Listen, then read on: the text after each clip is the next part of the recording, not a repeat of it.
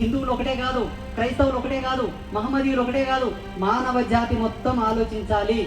ఆ దిశగా మీరందరూ ఆలోచిస్తారని చెప్తూ, మీకు కూడా తుర్కోల దాంట్లో దోస్తులు ఉంటారు కదమ్మా, అప్ప క్రైస్తవుల్లో కూడా దోస్తులు ఉంటారు కదా, పిల్లలు ఇచ్చుకునింటారు, పిల్లలు తెచ్చుకుంటారు, పెళ్లి చేసిటారు.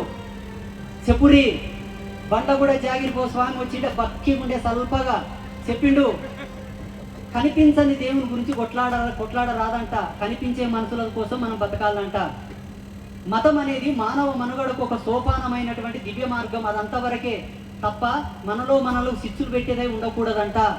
ఇట్లా చెప్పుకొని చల్లగా జీవిస్తారని చెప్పి మనస్ఫూర్తిగా ఆశీర్వాదం చేస్తూ, మరి ఈనాటి వేదికకు సమయం చాలా అయిపోయింది.